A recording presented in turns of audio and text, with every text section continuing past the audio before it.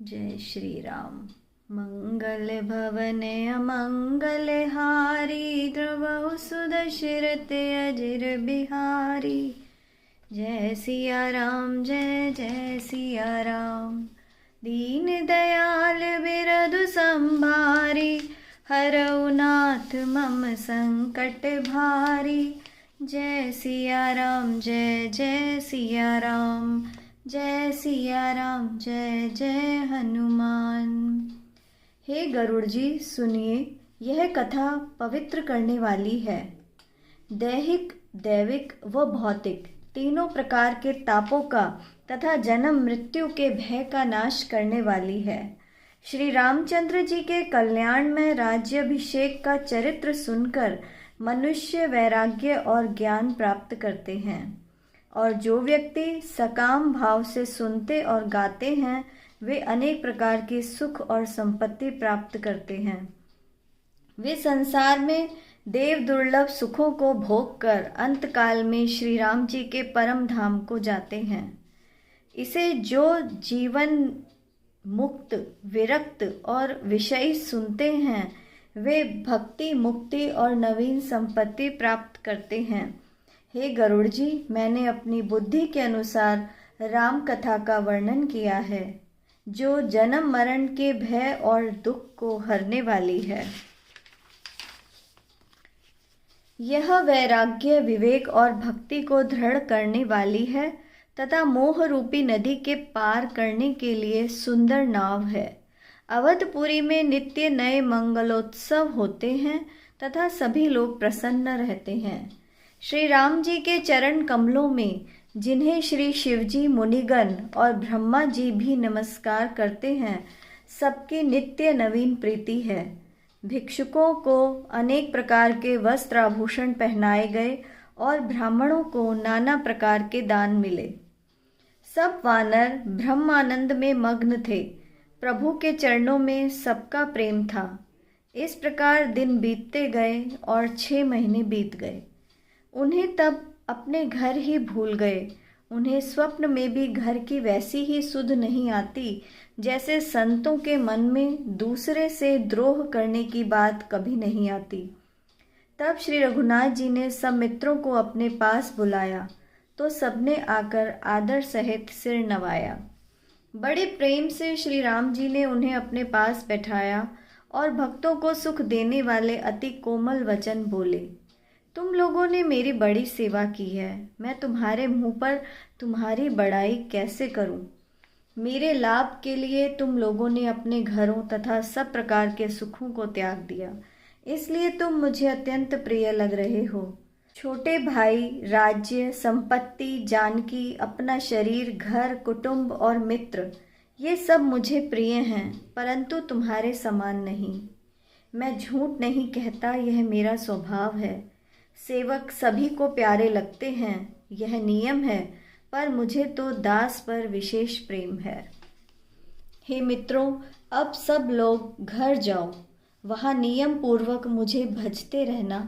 मुझे सदा सर्वव्यापक और सबका हित करने वाला जानकर प्रेम करना। प्रभु के वचन सुनकर सब प्रेम मग्न हो गए। हम कौन हैं और कहाँ हैं, उन्हें यह सुध भी भूल गई। वे प्रभु के सामने हाथ जोड़कर टकटकी लगाए देखते रह गए। अत्यंत प्रेम के कारण कुछ कह नहीं सके। प्रभु ने उनका अत्यंत प्रेम देखकर उन्हें अनेक प्रकार से विशेष ज्ञान का उपदेश दिया। प्रभु के सम्मुख वे कुछ कह नहीं सके, बार बार प्रभु के चरण कमलों को देखते रहे। तब प्रभु ने अनेक रंगों के अनुपम और सुंदर गहने कपड़े मंगवाए। सबसे पहले भरत जी ने अपने हाथों से सवार कर सुग्रीव को वस्त्र आभूषण पहनाए। फिर प्रभु की प्रेरणा से लक्ष्मण जी ने विभीषण जी को गहने कपड़े पहनाए, जो श्री रघुनाथ जी को बहुत अच्छे लगे। अंगद बैठे ही रहे, वे अपने स्थान से हिले तक नहीं। उनका प्रेम देखकर प्रभु ने उन्हें नहीं बुलाया। जामवान और नील आदि सबको श्री रघुनाथ जी ने स्वयं वस्त्र व भूषण पहनाए।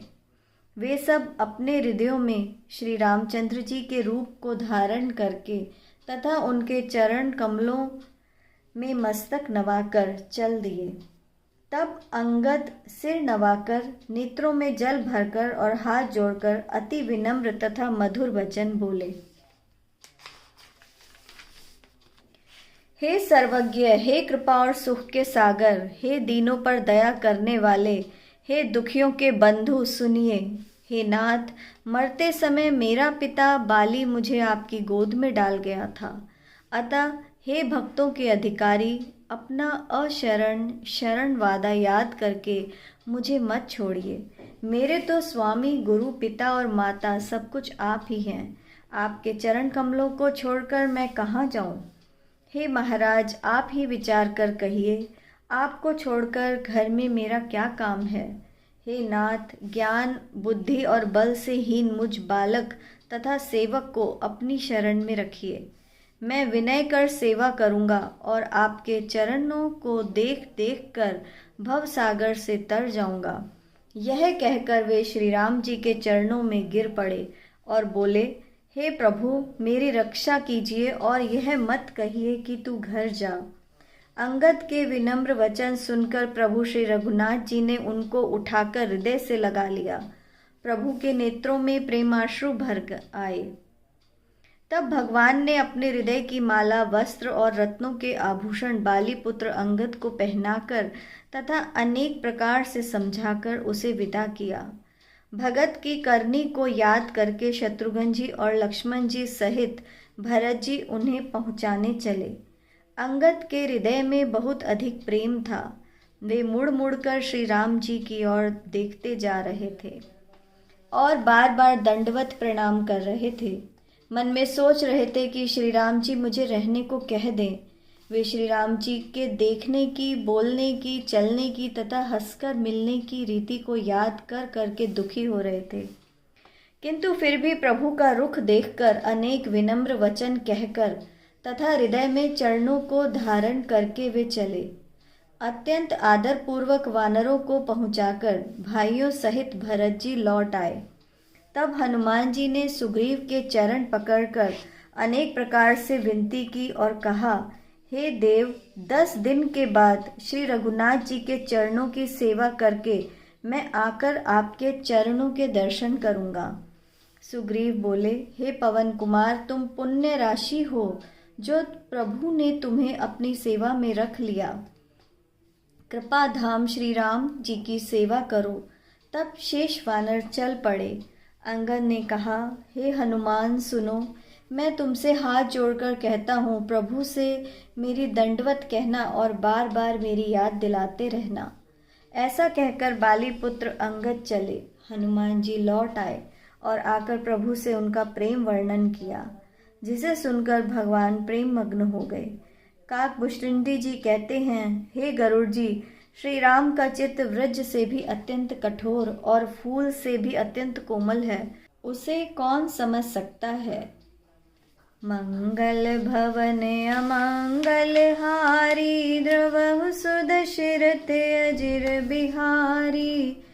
जय सिया राम, जय जय सिया राम। दीन दयाल बिरधु संभारी, हरऊ नाथ मम संकट भारी। जय सिया राम, जय जय सिया राम। जय सिया राम, जय जय हनुमान।